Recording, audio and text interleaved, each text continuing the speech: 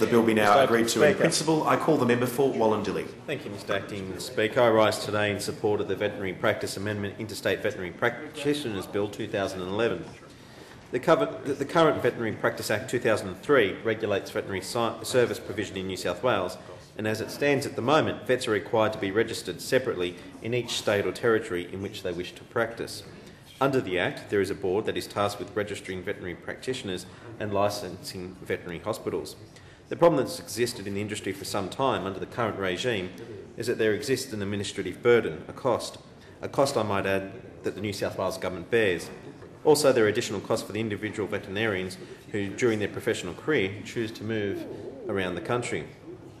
It's been long recognised that there needs to be a national scheme to allow vets to register only once, and I note that in 2007, the Primary Industries Ministerial Council endorsed a national recognition model of veterinary recognition.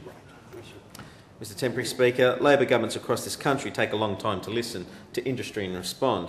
In fact, they did not respond. It took a Victorian Liberal government to commence the operation of legislation of the national scheme this year, and if the legislation passes this Parliament, New South Wales will be the second.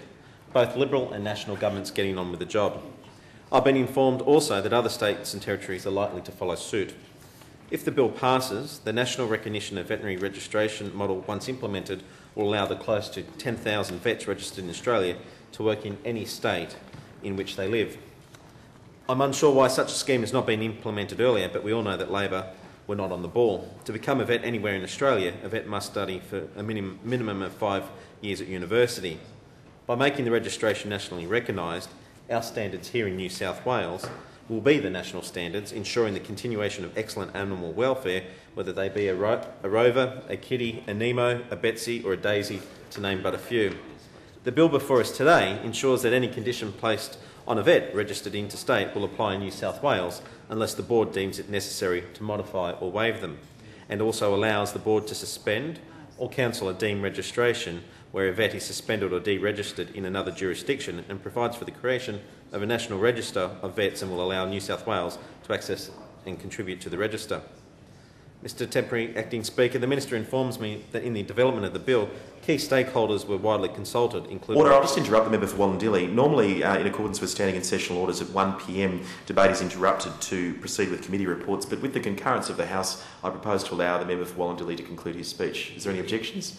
I call the member for Wallandilly. Thank you, Mr Temporary Speaker, and I recognise the member for Kira's indulgence. The Minister informs me that in the development of the bill, key stakeholders were widely consulted, including the board itself and other jurisdictions. The statutory process also invited individual vets and other relevant bodies to comment. In a nutshell, Mr Acting Speaker, the veterinary profession strongly supports the amendments today, and why wouldn't they, as it costs more than $1,700 to be registered in every state and territory. Mr Temporary Speaker, delays are caused as a result of the requirement to individually register in each state and territory, and can mean delays for interstate vet response teams into New South Wales in an emergency animal disease response. The delay can take up to a couple of months and places major emergency animal disease responses at jeopardy. Mr Acting Speaker, I know how important this issue means to my electorate of Wallandilly, where we have the home of harness racing at Menangle Tabcorp Park, and should there be a need for an emergency response, as was required in the 2007 equine influenza outbreak, millions of dollars could be lost to the industry, which in itself would have a negative impact on our local economy through tourism and lost opportunities. Mr Acting Speaker, the equine influenza outbreak of 2007 in New South Wales cost the horse and related industries over $126 million. If this situation were to arise again in Wallandilly, many people would be out of jobs. So that is why I support measures that would allow for a timely response to protect local jobs. The response in 2007 required hundreds of veterinary practices in the state to be directly involved in controlling the outbreak, and I also know the contribution made by the member for Charleston, who has told me on a number of occasions what that actually meant for his area. But Mr Temporary Speaker, vets right across the state, and no doubt from my electorate, identified isolated infected horses. They vaccinated them, undertook education programs on biosecurity principles. Our great vets across the state vaccinated some 50,000 horses, and more than 132,000 equine influenza tests were carried out during the outbreak. This mammoth task was undertaken by New South Wales vets, meaning they were significantly stretched and placed their own practices locally understaffed. Had the national scheme been in place, Interstate vets could have helped in a timely manner. And I'm also informed by the member for Orange, my good friend Andrew G, that the Department of Primary Industries, of which is located in his electorate, also played a significant role alongside the vets. And I know the member for Orange is very grateful. And I did spend a lot of time as a kid competing in gymkhanas in his electorate in Mudgee, and it was a long time ago. Thank you for the member of Parramatta, but I know that's something that the member for Orange is very passionate about.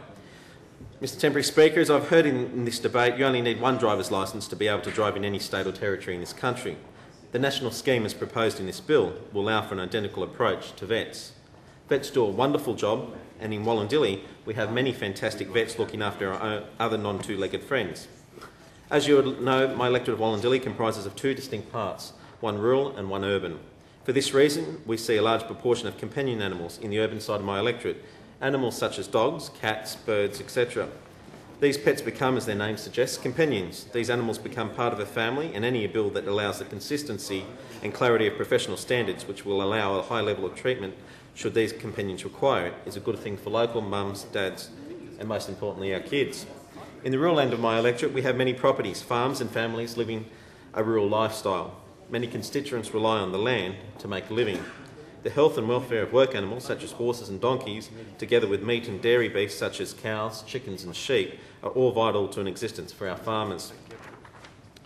Mr Acting Speaker, it's equally as vital then that this bill be supported to establish a national board to ensure that should any outbreak such as the equine influenza present itself again, we can mobilise vets from other states to assist in a timely manner. This system will be simple to implement, it assists employment mobility, and the state and territory boards will remain. It is consistent with principles of mutual recognition, the reduction of red tape, and the objective of national competition policy.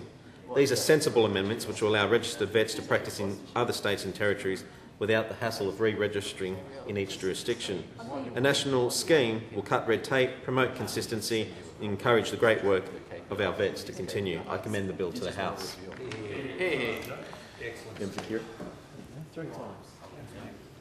Excellent, thank you. Mr. Speaker, I move that this debate now be adjourned. The question is that this debate now be adjourned. All of that opinion say aye. To the contrary, no. I think the ayes have it. The ayes have it. The order of the day, committee reports will now be proceeded with.